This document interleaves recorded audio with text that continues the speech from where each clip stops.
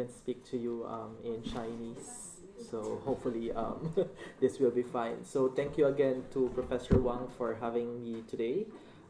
This is really a wonderful conference. I've been learning a lot since we started this morning.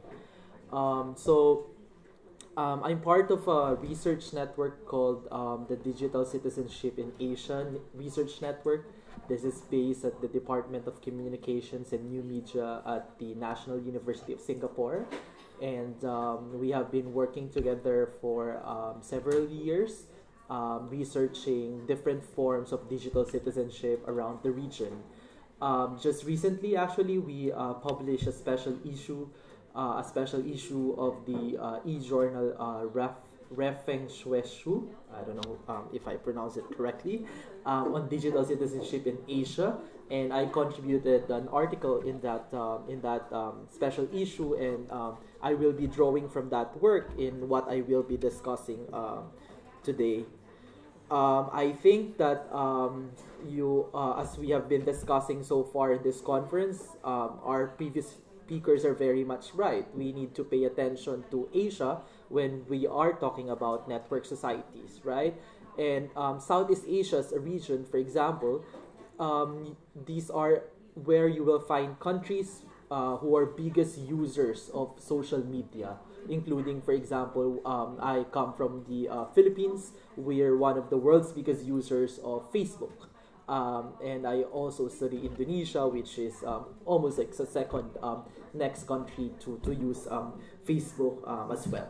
So for my presentation today, I will actually be building on the excellent presentation by Professor Wang Hai, and also be exploring the potentials of the internet for political engagement or political commentary. So the title of my presentation is Youth Really Wasted on the Young? Digital Citizenship as Politics Among Southeast Asian Millennials. I have prepared a presentation here. I'll be sticking to my script so that our lovely interpreters won't find it difficult to follow me.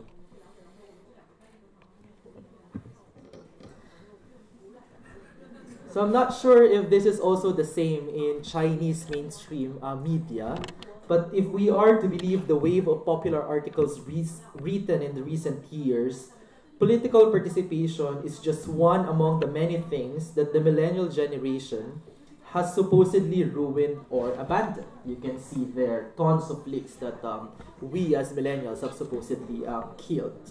This is a particularly recurring theme in public conversations.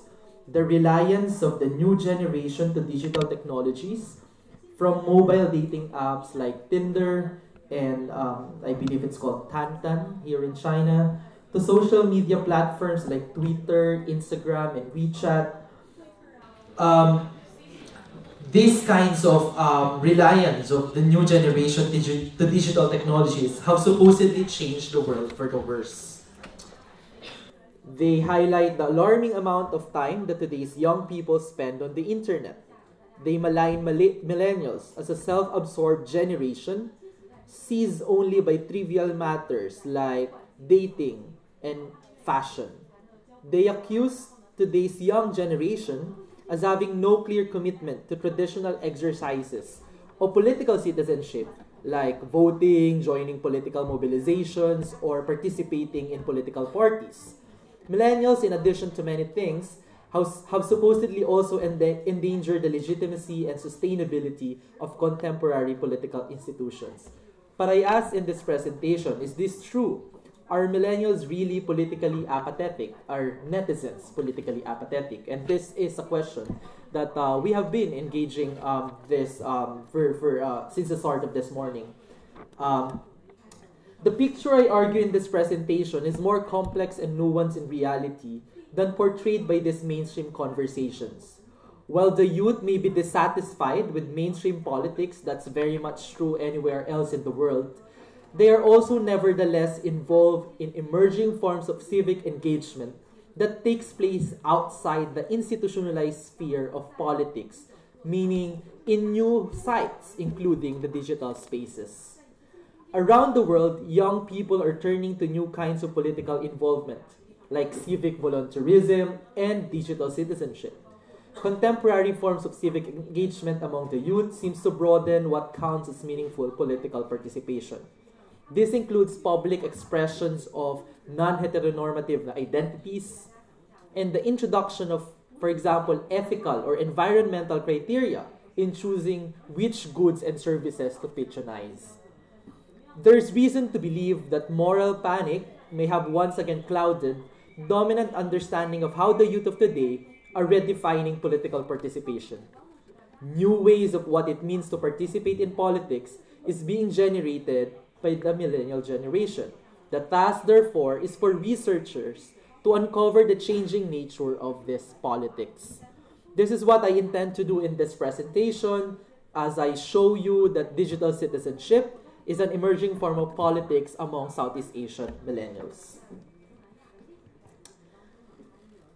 Drawing from a digital ethnography of the varied practices of digital citizenship among young Southeast Asians, I offer an alternative approach to understanding the seeming political apathy among the young. I build on the sociological theory of generations developed by Karl Mannheim. His work argues that individuals are significantly influenced by the social conditions of their youth. Young people are more likely to be shaped by the way historical moments have shaped their political consciousness and beliefs while in their formative years. Given this, I argue that the politics of the youth of today is expectedly different from the previous generations because of differing social, economic, and political moments that have shaped their political dispositions.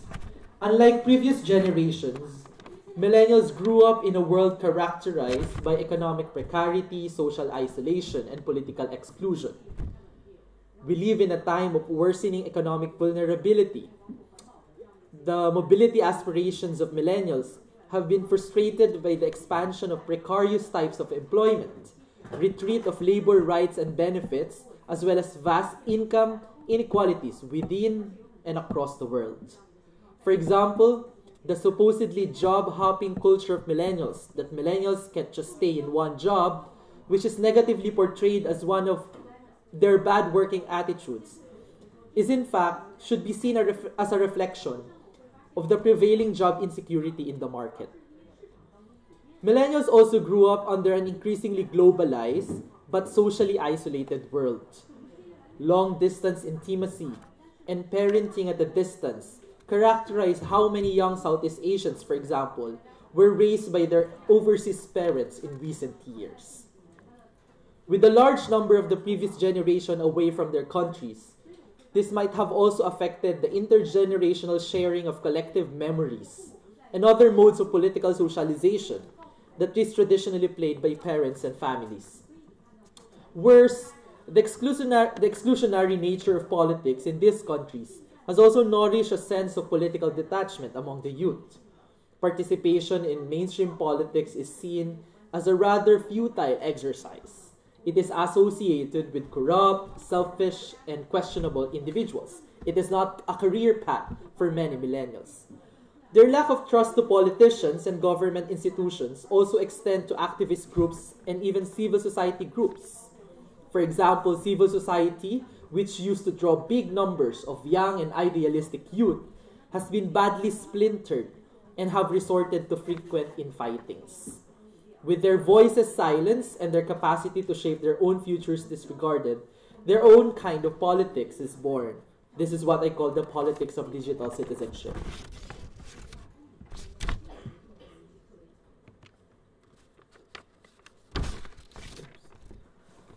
To measure millennials against standards of political participation derived from the experiences of previous generations, I think, is very unproductive. Rather, what we are seeing among young Southeast Asians is an enthusiasm in novel, creative, and disruptive forms of civic engagement that have yet to be appreciated as equally significant and political. This is especially true for their innovative use of a range of social media platforms to create spaces unique kinds of political engagement. This is an emerging form of politics among many Southeast Asian millennials.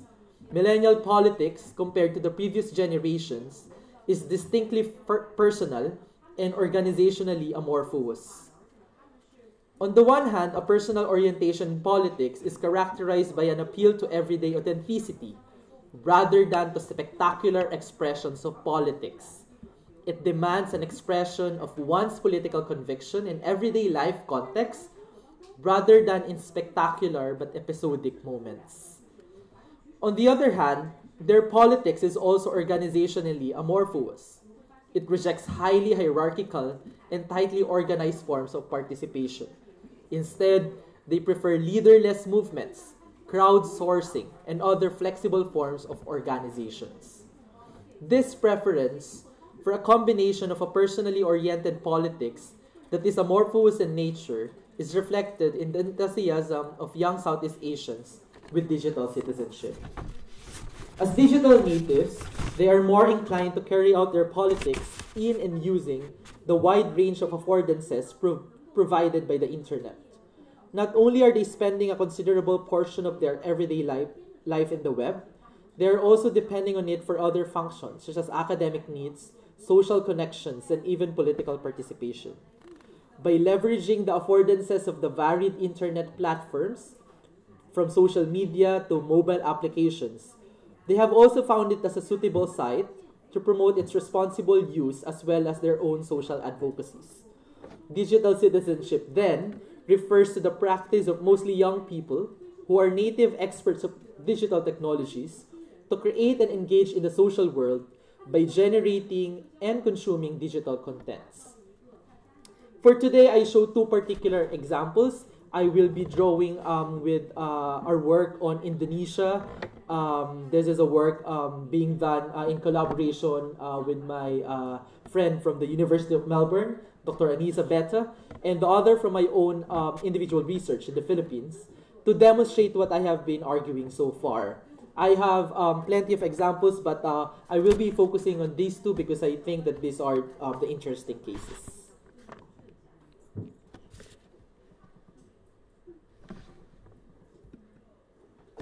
Okay.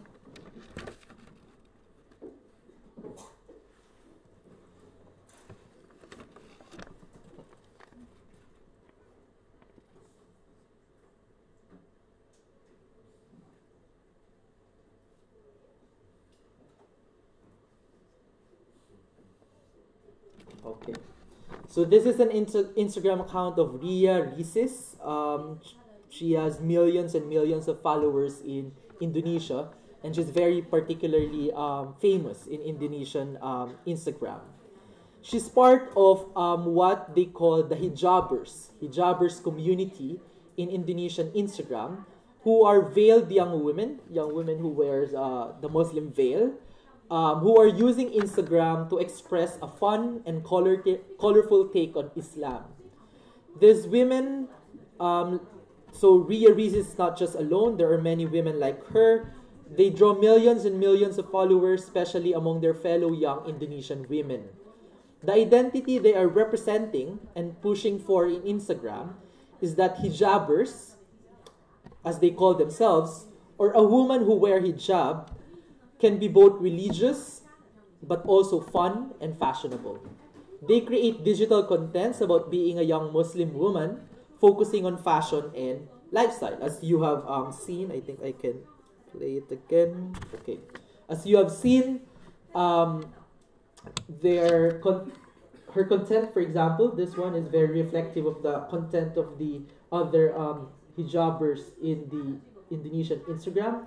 It's mostly about it's selfies, fashion, skincare, travel, shopping. So your usual millennial Instagram feed, right?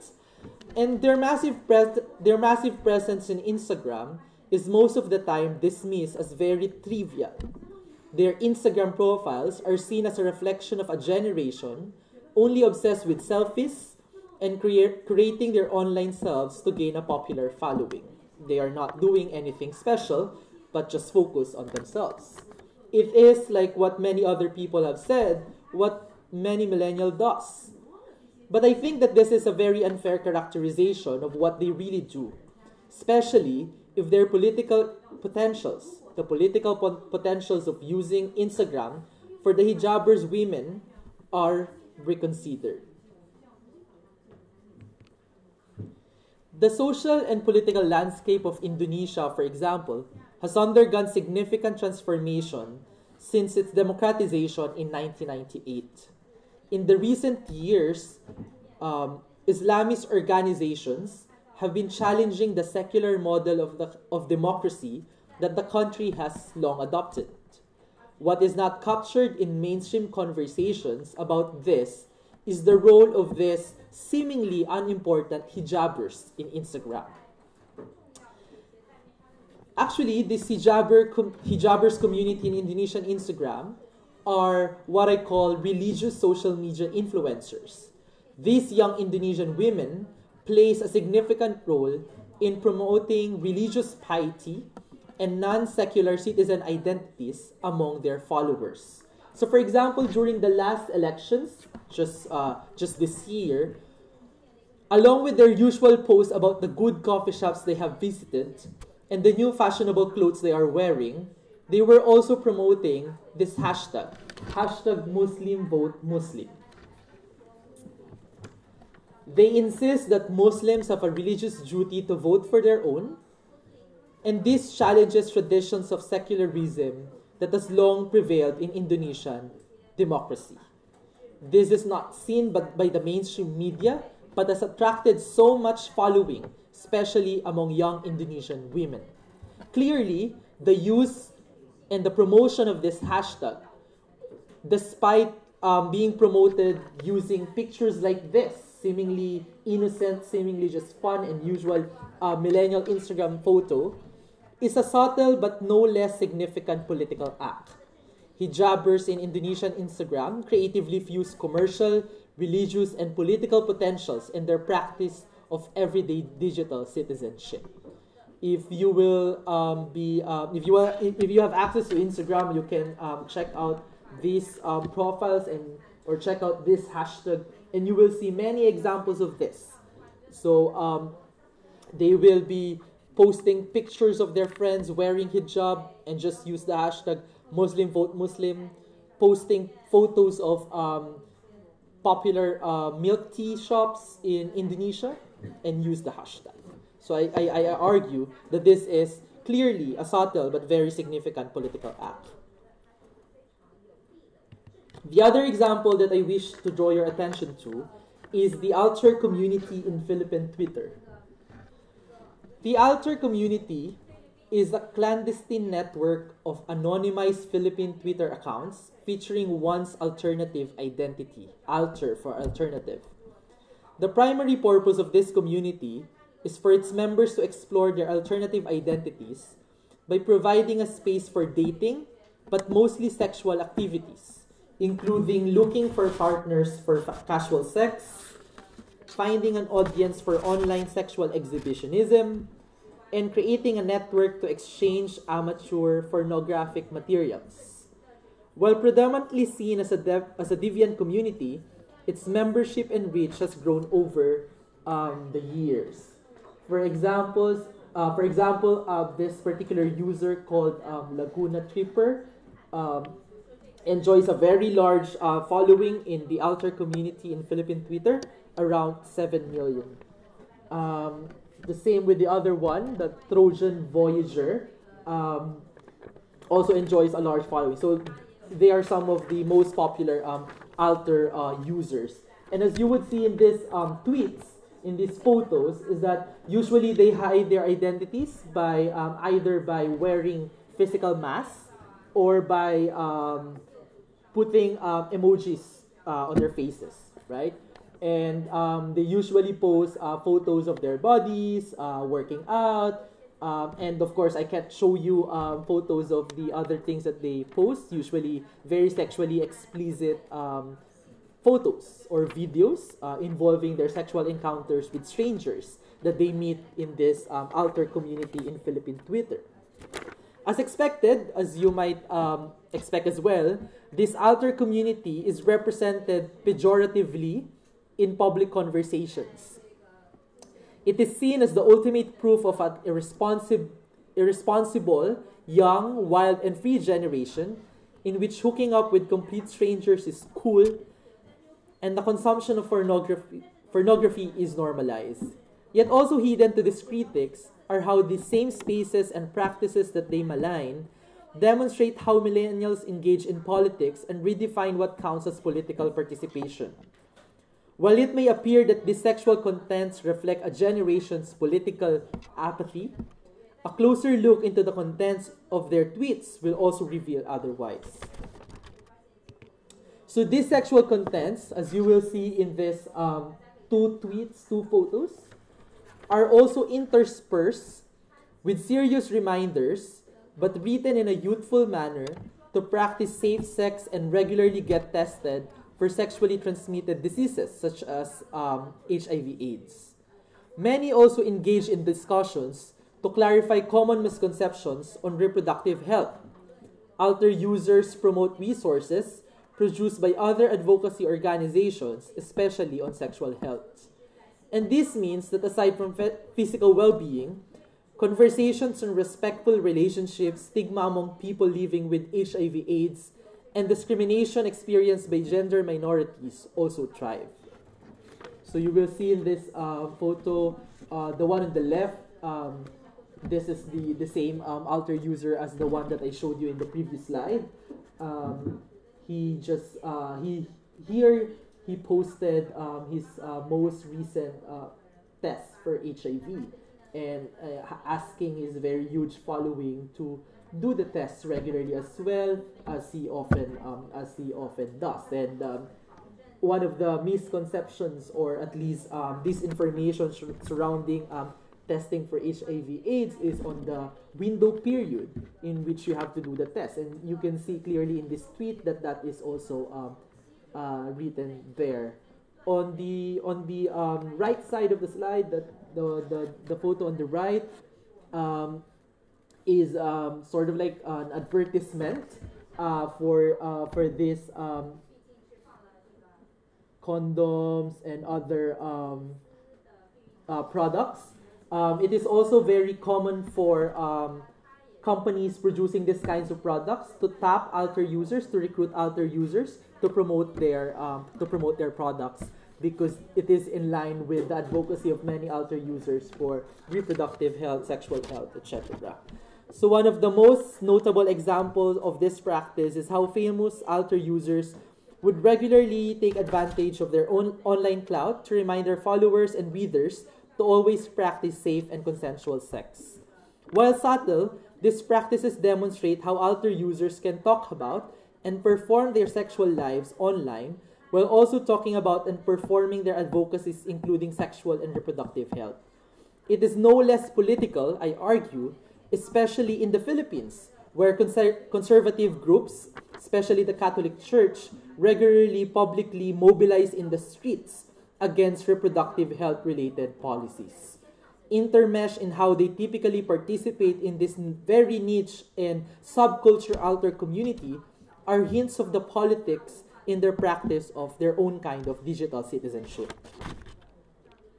So there are other practices of digital citizenship around Southeast Asia, but I think these are just some of the most interesting. But I'll be happy to provide more examples in the question and answer later on if you guys are interested.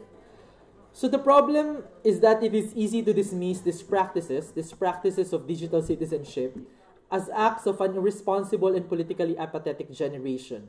It is because of the mistaken belief that active political participation can only happen in institutionalized spaces beyond the everyday spaces that we occupy. This assumption that is derived from traditions of political participation of the previous generations renders the political act of digital citizenship invisible. Millennials practice politics differently, using personalized advocacies, and they carry it outside the traditional spheres of politics, using personal spaces like the digital world. By practicing this kind of politics, and by practicing it outside the traditional spheres of politics, the shifting politics of this generation towards personalization may have been misguidedly interpreted as declining political involvement. That digital spaces like Twitter and Instagram in the Philippines and Indonesia and elsewhere can function as an arena where individuals can express, advocate, and deliberate on different kinds of political commitments, or in short, what we call citizenship practices, is one of the distinct contributions of millennials in redefining political participation. So in the beginning of this presentation, I asked myself whether youth is wasted on the young, because most of the youth are using web or being immersed in the web in their everyday life. Of course, as you would notice in this presentation, I argue otherwise and claim that youth is very much not wasted on the young. I argue against a narrow understanding of what counts as meaningful political participation.